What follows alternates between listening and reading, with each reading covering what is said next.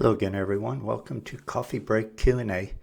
My name is Michael Moret. Coffee Break Q&A is your opportunity to ask Bible questions, and it is a ministry of Scripture verse by verse where you can study the whole Bible verse by verse with me using my audio Bible messages. Study at your pace, at your convenience at thebibleversebyverse.com. But today we do have a question from a listener, and by the way, I will give you the email address at the end of the broadcast where you can send any questions you might have. The listener writes, Mike, is great faith necessary for a miracle? This person is caught up in the Word of Faith movement. The Word of Faith movement is a movement that is built upon heresy. You know, it wasn't that long ago where they were considered to be outcasts, even among Pentecostals. But now they have become the norm in Pentecostalism, and they have even spilled over into much of modern evangelicalism.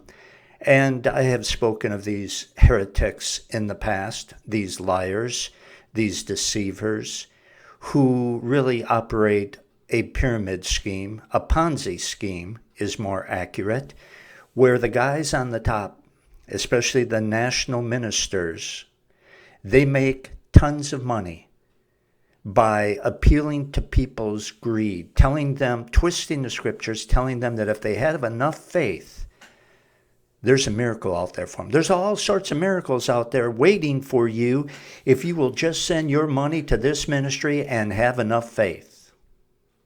And the whole thing is a lie. And they say if you don't get your miracle, it's because you don't have enough faith. So they get themselves off the hook temporarily until they die and are cast into hell for misusing God's holy word and for lying.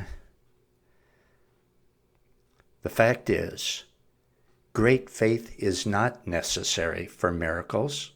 Not when you look at what the Bible teaches. Again, all these heretics would be out of business. The cults would be out of business if people would just read and study their Bible and not let their flesh get in there and warp the interpretation. Great faith is not necessary for miracles. Jesus fed thousands and thousands of people with a little boy's lunch. That certainly wasn't because of their faith. None of them believed, including the apostles. They said, where are we going to get food for all these people? They didn't have faith.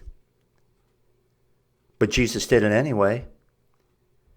Jesus healed people. He did miracles for people who had zero faith. How about the people that he raised from the dead? Their parents didn't have faith. They didn't have faith. Obviously, they're dead. He raised them from the dead. So Jesus did miracles for people who had no faith. He did miracles for people who had little faith. And on occasion, there were people who had great faith. But the point is, great faith is not necessary for miracles. You know what is? You know what determined the miracles that Jesus did? The sovereignty of God, whether he thought it was a good idea or not. And there were a lot of miracles in Jesus' day and in the apostles' days because the New Testament was not written.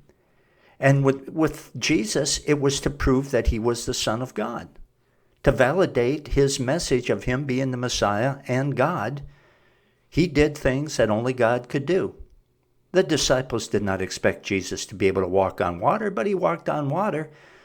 They didn't expect him to calm the storm. They thought they were going to die. But he calmed the storm.